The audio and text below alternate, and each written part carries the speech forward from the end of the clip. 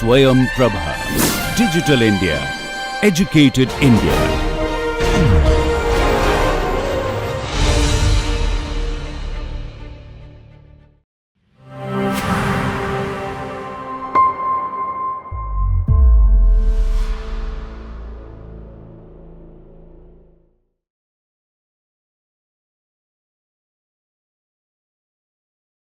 So welcome back everyone, and we were discussing a problem with that of a ladder sliding down a wall, and we were trying to figure out at what angular point of contact is the ladder going to lose its its contact with the vertical wall.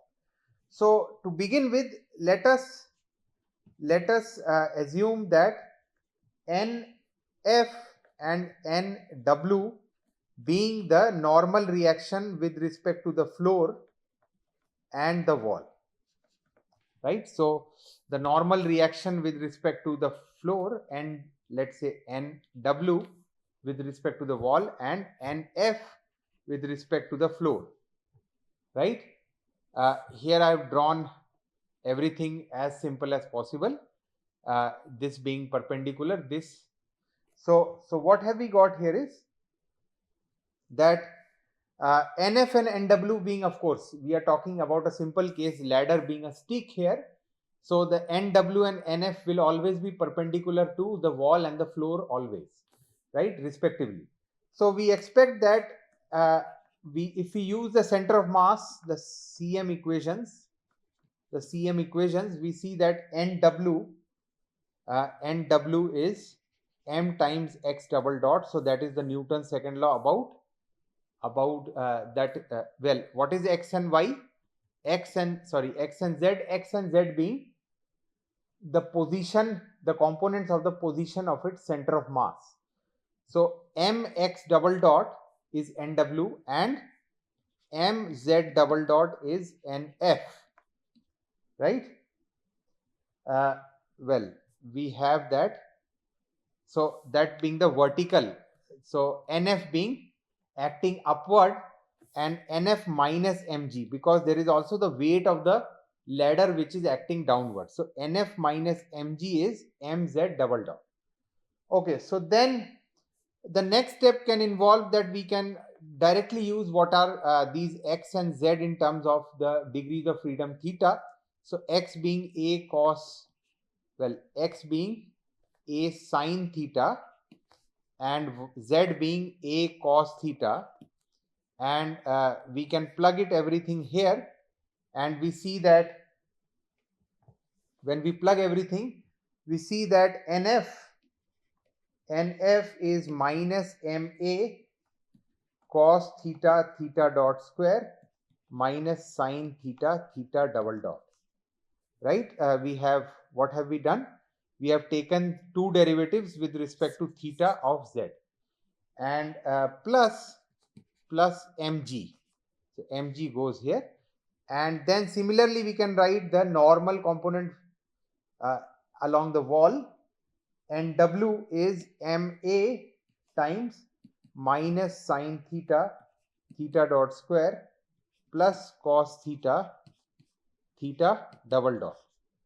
Okay, so then the point is that the angular velocity, if the ladder is going to maintain contact with the wall, we have already found through energy conservation that theta dot is obeying this relation. Theta dot is 3g by 4a 1 minus 2 cos theta. So what have we got here is, I think it is theta dot square here. So again, go back and differentiate the energy conservation equation, and we are going to get this circled formula. So let me call this a star. So what I want to say is that theta dot satisfies star, right? So we can plug everything here in these two equations of the normal reactions, and we see that the floor normal reaction NF comes out to be mg times 1 minus 3 cos theta by 2 whole square, and NW comes out to be 3 mg by 4 sine theta times cos 3 cos theta minus 1, right? And of course, we want the normal reactions to be at least at the very minimum to be 0. The normal reactions can never be negative, right? NF being always positive, this is always going to be positive, so we don't worry about it. NW, which is the wall normal reaction, that can become negative provided negative at a point when this particular value theta attains 0, right? So NW, the point where the ladder loses contact with the wall is going to be the point where 3 cos theta minus 1 is 0, or theta is going to be cos inverse of 1 by 3, right? Because theta is lying between, theta is always in the first quadrant, 0 to 90 degrees. So we don't expect sine theta to be negative at all. It is going to be this second factor which is going to become negative, and that is prohibited. So that is where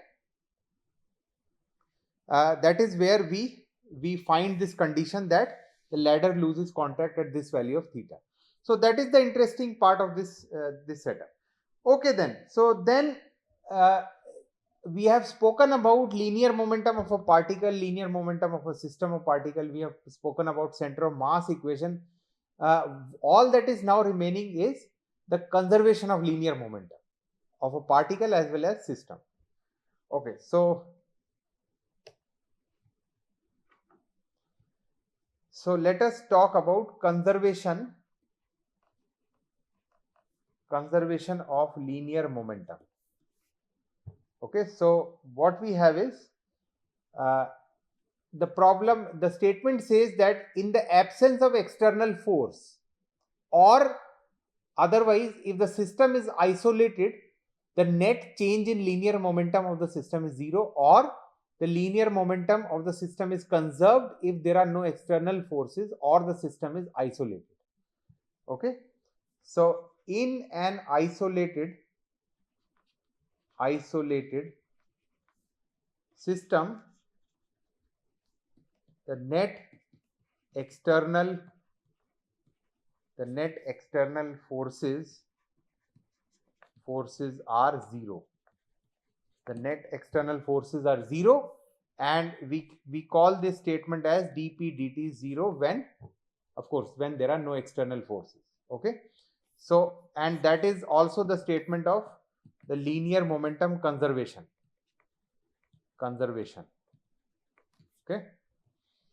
Okay, so then how about the component of a system? The conservation of a component of a linear momentum, right? So if the total force acting on a system, if the total force acting on a system has zero component, right? So if the total force acting on the system has 0 component in a fixed direction, right, then the total linear momentum is conserved in that direction. Then the total linear momentum is conserved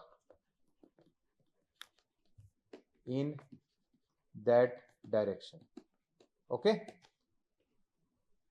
so what it says is that even component wise we expect the linear momentum to be conserved, okay, if we have this following setup to be true.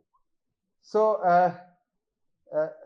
we can, well, isolated system, it turns out on the top it seems that this statement is very restrictive, right? The system has to be very isolated. But it turns out that many of the well-known systems in real life examples are isolated. For example, the solar system. The solar system, if we consider the motion of the planets and the sun, it's devoid of any external forces, that can easily be treated as an isolated system, and the conservation of momentum can be applied in those systems, right? And of course, in the radial direction as well, in the direction of the mutual uh, uh, distance between the two planets. So we'll see some of these ideas shortly. So what I just said is example of an isolated system being solar system. Okay, so this is an isolated system. Okay, so let us try to utilize this concept of linear momentum conservation in, as I just promised, in some real life examples. One possible application of this conservation is that of the motion of spacecrafts and rockets, right? So for example, we are talking about the rocket motion here. So what are we talking about? So we typically we can simplify the rocket as an object which is traveling a certain trajectory, but it has a significant amount of fuel in its setup, and when it travels its trajectory, it is going to eject the fuel, right? The fuel is non-significant. When I say non-significant, it means that the fuel is a sizable portion of the entire system, right? So when the rocket dumps the fuel in order to move ahead, right, well, it's truly, I just, sorry to digress, but it's truly applicable in every setup life. You want to move ahead, you have to dump, right? So if the rocket has to move ahead, it has to dump the fuel, and in dumping, so it is also reducing the mass, the total mass of the system, and that is propelling the rocket to move ahead, right? And let us now see this setup and how it allows the rocket to propel its motion further, right? So what we have is, suppose a rigid body of mass m, let's say in this case the rocket contains a removable mass, a removable block of mass, typically fuel, block of mass small m, right? Typically this is fuel, right? So what have we got here is, let us say this is our rocket here, right? And let us separate the mass capital M of the rocket with the fuel mass. So the fuel mass is small m here, and what we expect is that the rocket is initially moving with let's say this total velocity is, we don't know what, well, we have to find what is this total velocity here, right? But eventually the rocket is like this, where now the rocket has ejected its fuel, and the fuel itself has been ejected backward, right? So let's say the fuel is being ejected with a velocity u, and the rocket is moving with a relative velocity v minus u, so v being the initial velocity of the setup, the fuel plus the rocket, right? So now what have we got here is, the setup is slightly different here. So we have, just a moment. So the setup is that we have this setup initially moving, and we have that the rocket, we put a velocity of v to the rocket, and the relative velocity v minus u to the fuel, right? It is quite likely the fuel also moves ahead if v minus u is positive, right? The ejection velocity is far more than the rocket velocity. So we can change the direction of any of the masses, the moving masses. Okay, so then next, the system is initially at rest. So here I put that the rocket setup is at v equal to 0, at t equal to 0, right? So this is v equal to 0 at t equal to 0. So then when we have an internal interaction, in this case combustion, an interaction, in this case combustion, causes the fuel block to be ejected, backward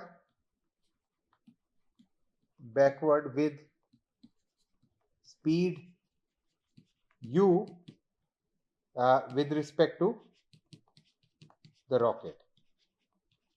Okay, so that thrusts the rocket with a velocity v forward, thrusting the rocket with forward velocity v. Okay, so that is the setup here. And we see that this statement tells us that we can immediately apply the conservation of linear momentum, that m being the mass of the rocket, m times v plus small m times v minus u is equal to 0, right? So the linear momentum of the system is 0. The total linear momentum of the system is 0 because initially the system was at rest. So the fact that the fuel was dumped gives a thrust to the rocket to move ahead, right? So that's what the linear momentum conservation tells us. So now we can complicate this setup a little bit more. We can say that the ejection of the fuel is not a constant. It's not a constant block of fuel which is ejecting, but the ejection is continuous with time, right? And let us see now how is the motion of the rocket affected. So we have that, to going back, let me call this this particular linear conservation equation to be 1. So from the conservation equation 1, we see that v was equal to m divided by capital M plus small m, right? And we see that in practice, as I just said, that the fuel burns continuously and it is going to eject backward, right? So in practice, the fuel burns and ejects backward. Okay, burns continuously. So that's the more realistic setup here. And we expect that we want to see what is the setup of this rocket mass system at any given point of time t, let's say t equal to tau. So after time tau, we see that v, the fuel which is now of course ejecting backward, it is being ejected at some velocity v, which is a function of time, minus u, right? And the rocket which is being ejecting the fuel here, it is moving, it has a mass capital M, and it is moving with a velocity v of tau. So this is v of tau here, and this is v of tau forward. Okay, so then since the fuel is burning continuously, which means that the mass of the rocket, or sorry, the mass of the fuel which is being ejected is continuously changing, right?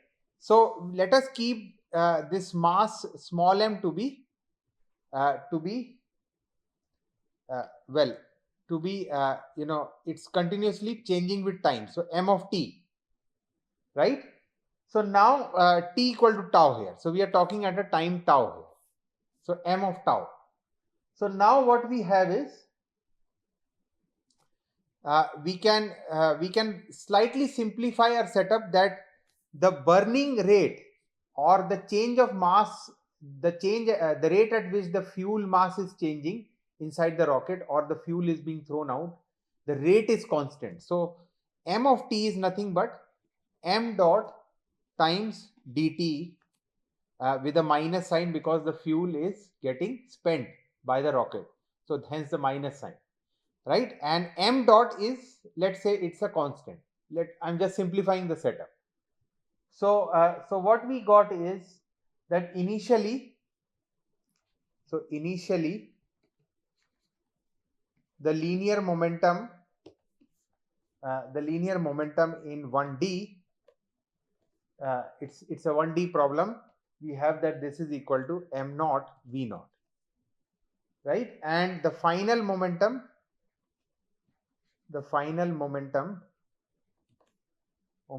is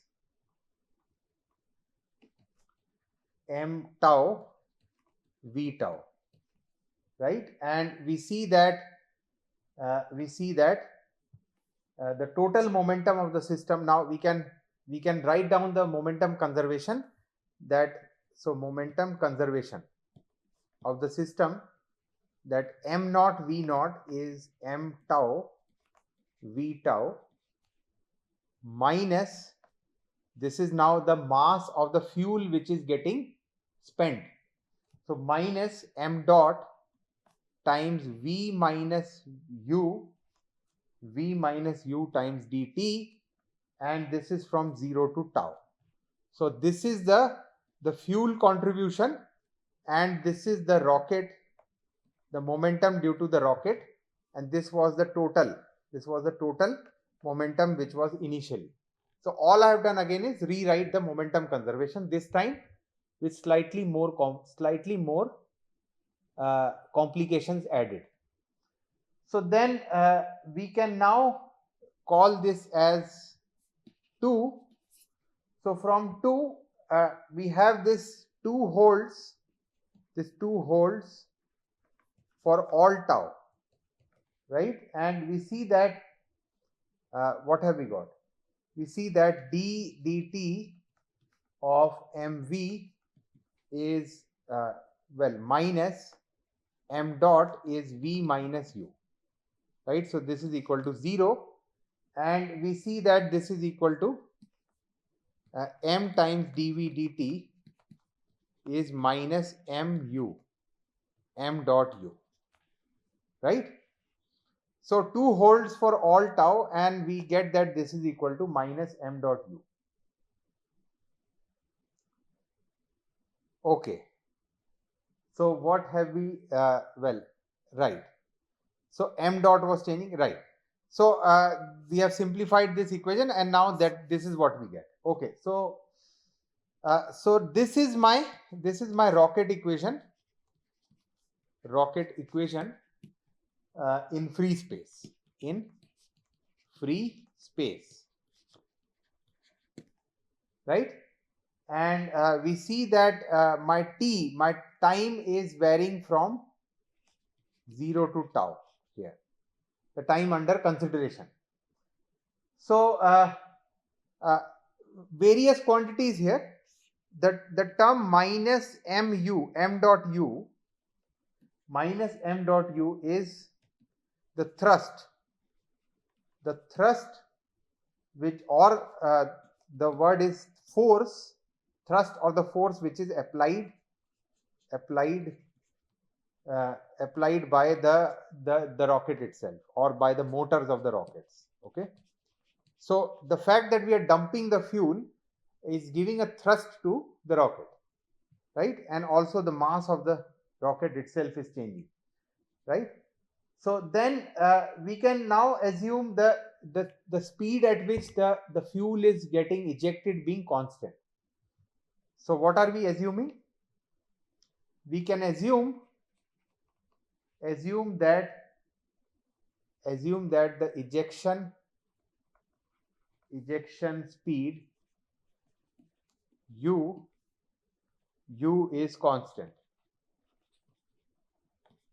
Okay, so what have we got is v of t is v of 0 plus u times log of m0 by m of t,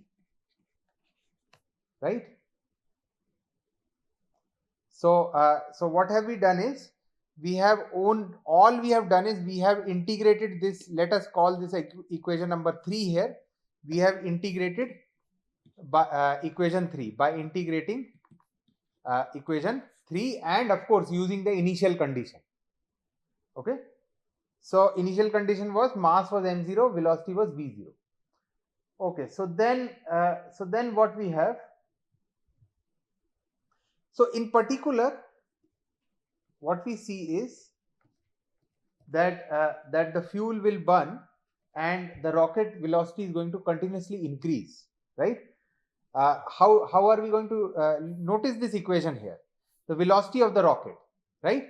We expect that the mass m is of course going to be smaller and smaller. It is certainly going to be smaller than m0. Why? Because the fuel is getting thrown out of the rocket, and the total mass of the rocket plus fuel is coming down or going down, and so m0 by m is going to be greater than 1 all the time, and eventually it is going to, so this second term, the log contribution, is always going to be positive, right? So as more and more fuel is getting thrown out of the system, we see that the velocity of the rocket is getting higher and higher. It is going to certainly go will be certainly greater than v0, but it is going to go to higher and higher values, right? So what I just said is, in particular, after the fuel burns, so after the fuel burns, so in particular after the fuel burns, the rocket velocity is going to increase, which is given by this formula number 3, and we can see that the rate at which, or sorry, the net increase in the rocket velocity depends on two things. It depends on the decrease in the mass, and it depends on the thrust velocity.